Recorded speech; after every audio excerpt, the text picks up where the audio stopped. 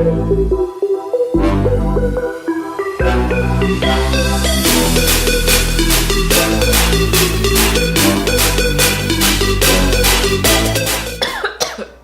okay? Put down the wrong hole. That's what she said. We're back with another episode of He Said, She Said. No. Welcome back to this edition of That's What They Said. Oh, switching it up.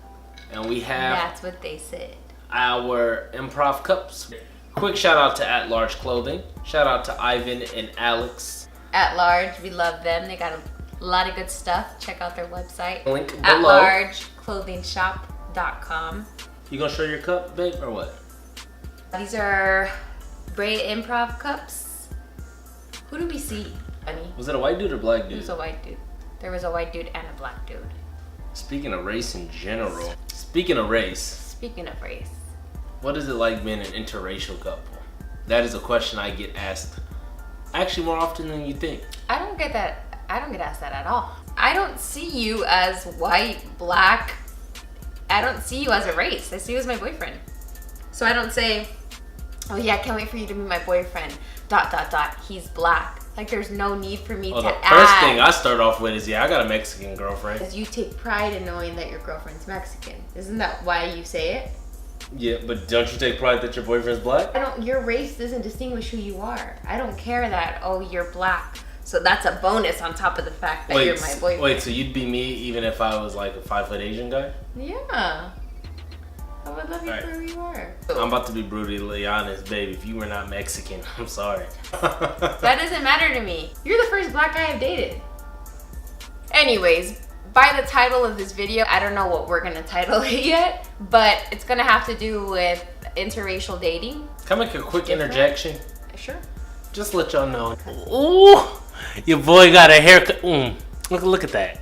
Ooh, wee! Look at that taper. Look at that taper. Look at the taper in slow mo. All right. Let's jump into it. Let's dive. Ready? Go.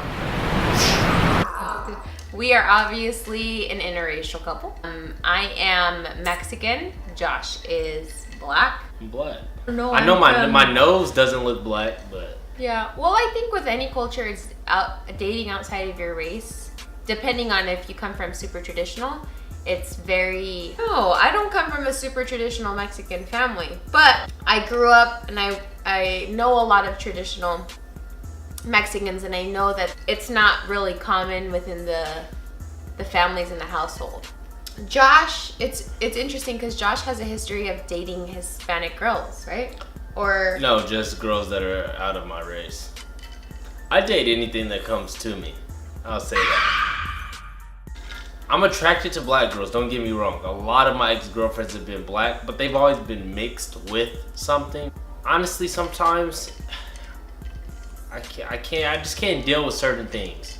Like attitudes and things like, and I'm not even trying to like categorize all black women and say, oh, y'all all have attitudes and stuff like that, because not every person does. But I feel like if someone is mixed with Caucasian or mixed with Asian or something like that, they also have those values from that culture, which ends up like carrying over. It's weird because what I'm really trying to do, I'm not trying to offend anybody. I don't want people saying like, oh, you don't like black girls, you're a sellout. That's not it. Like if a cute black girl came my way, obviously not now, by all means I would date her. But it's just really hard to find that. Just like it's really hard for black women to find like really good black dudes. If they usually find a black dude, he's probably gonna be up to no good and fit a bunch of stereotypes. We know this to be true. That's pretty much what I'm trying to say. Along with what Josh said, there's like a lot of positives and negatives of dating outside of your race. I think piggybacking off the negative part, I think even the Hispanic culture, like I see a lot more Hispanic men dating white women, and I'm guilty. That's like a power symbol though. I'm guilty of when I was single of looking at Hispanic men, and it's like, well, like I don't understand, why are you running to the white women? Why aren't Hispanic or Latinas good enough for you? I see a lot of good and attractive and successful Hispanic men with white women, and that always, it shocked me because there's a lot of Hispanic women that are looking for a good man to hold them down in their life or to be with. And I think a lot of what Josh said is they don't want to deal with a lot of the crap that's already within their race, whether it be and attitudes. Have a feisty attitude. They are very aggressive. There's just a lot of things within their race, and I think even within their family they see it a lot, and they're like, oh, I don't want to be with that. Let me see what else is out there. And as much as I used to be upset at that, and I used to think like, why run to another race, I get now what he talks about. Let's say like Hispanic women or Black women in your family, they're so strong, they're doing so much, they keep the household together, they're so strong, and everybody around them is so strong. They're such harsh personalities that sometimes you just want to get out of that, and when you go outside of your race, you see that it's not as strong because they don't deal with the same struggles as a minority does, or as different cultures do. Okay, that's a much better explanation. So when you get out of that, you see it's a whole different culture. It's a whole different personality. And some find themselves attracted to them and some don't. And I think that's kind of what happens sometimes. When there's too much in your race, then you go out. Could be positive, it could be negative. It just depends on how you see it. I think with both races, at least with our races, we see a lot of, oh, we're not good enough for you. Why aren't and it's not that you're not good enough. Why aren't they good enough? Why don't you date within your race? And we've seen it. I mean, you've seen it with Hispanic men looking at us, and I've seen it when we walked, and then there's a lot of Black girls that look at me, and we're like, oh, so, we already know what they're thinking. Honestly, sometimes we've like sat down at restaurants, and like an old Black lady will walk by, or like a group of Black ladies, and they'll go, and shake their head and keep walking. I'm like, come on. Like, you just mad at me because I can't love the person. I don't blame them, to be honest, because I've looked at couples with a Mexican guy or a Hispanic guy, and I'm like, you're such a sellout. I've done that. So I'm a sellout. No. I don't even get mad. But that goes back into this misconception, the stereotype, where we think like, we automatically see an interracial couple and we think, oh, you had to go to that race, or something in your race wasn't good enough that you had to go to the other race. Because I'm guilty of that. Are you guilty of that? Yeah, definitely. It's weird that's like the number one thing that pops into our head. It's never, God, they must be like a happy couple. Like, he must really like her. It's always that's not the first because thing we're so racist. Let's talk about our parents and like how our parents took our relationship. Yeah. So I'll go first because mine's some very positive. My mom is super supportive. My mom's always there for us. For me, for Kim, she like, at first, she was kind of like put off by you a little bit, just because she was just like, who is this girl, like that, my son is dating. But then I would say within a month, she was like, oh, hey Kim, da da da da. And it was never a race thing though. It was never like, who is this Mexican girl dating my son? True. It was just like, who is this girl who he's now involved with? Absolutely. And my dad was kind of like, he wasn't the same way. He was kind of like, well, we'll see what happens with this one. My parents are very accepting. My entire family was too, even my sister. I was surprised for your sister. Sisters aren't usually like accepting. They weren't like, you need to bring home a Black girl. No, of course not. My parents have never been like that. And I feel like, honestly, in general, I don't feel like Black families are like that. So, with my parents, my mom was not focused on the race. She was more focused on my mindset and what goals I was going to achieve and how I was going to achieve them. She wasn't very much team me having a boyfriend. She never really has been. She's always wanted me to be focused on my career and school, which I very much appreciate. But I had gone out of one relationship and I had gotten right with Josh. So once I started dating Josh, I sat down. I had a formal conversation with my mom and I said, Mom, I'm dating this guy named Josh. I really like him. I want to let you know that I really think him and I are going to be headed somewhere. And I want to let you know that I'm serious. This isn't just anything.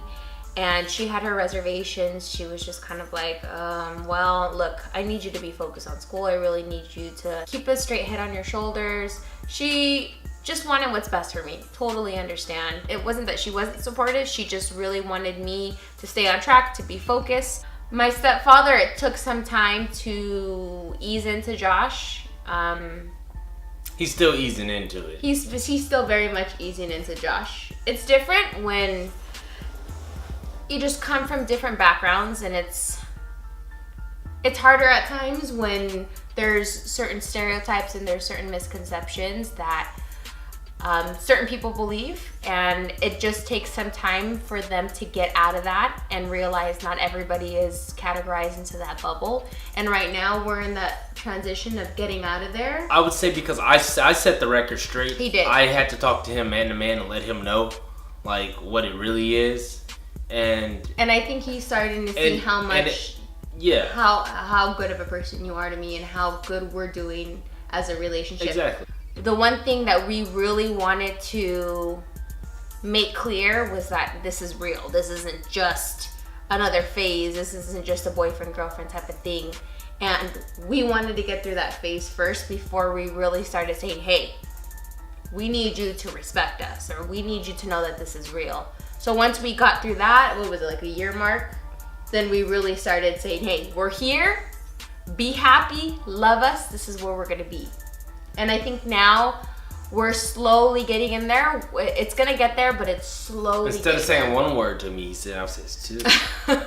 It's gonna happen depending on what race you come in. You're gonna have your struggles. You're gonna have people that aren't as accepting as maybe you are or other people are.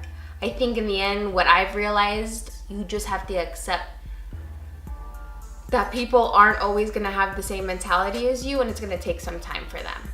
And I'm learning to accept that now. You can't burden them for having a certain mindset, and you've just got to allow time for change. As Kim said, it's gonna take time. Eventually, hopefully he'll come over the hill sooner than later. In our experience, I realized like racism does stem from the household, or how you perceive certain people does stem from the household. I guess that's what attracted me so much to him, is that he kind of like, he proved me wrong, and he's like, I'm not what you think, and you're never gonna know me unless if you keep categorizing me. And from there, that's where we are now.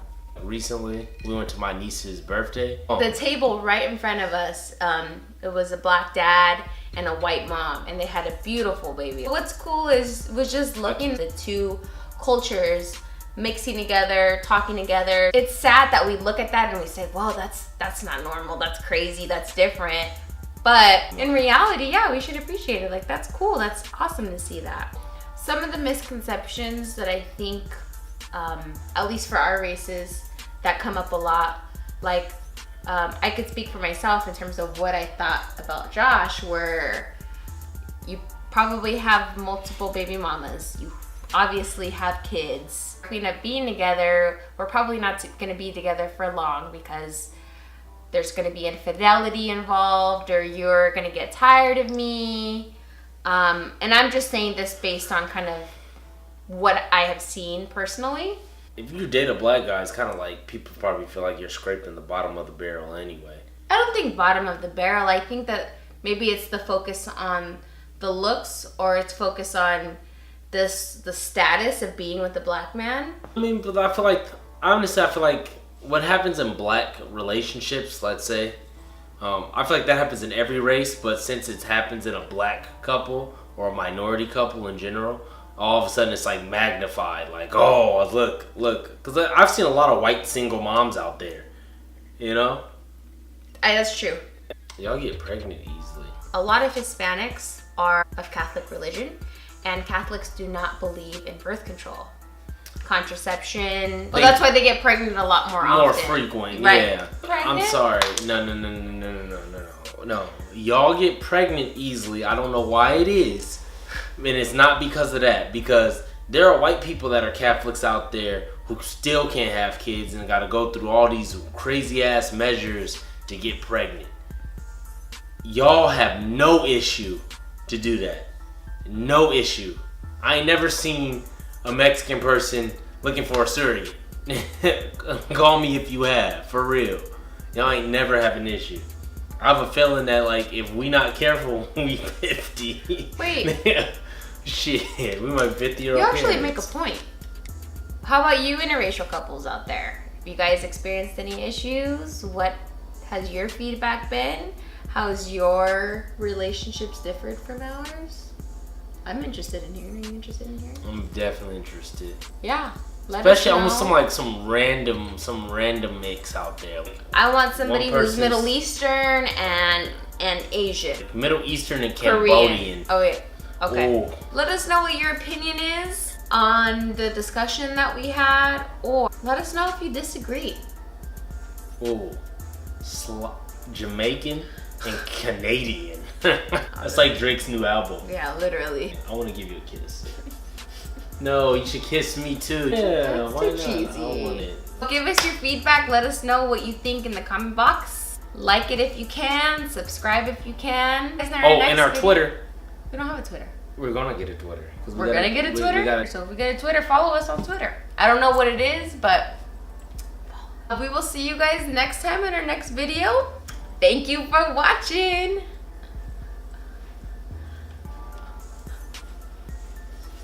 I'm going to sleep. I love you.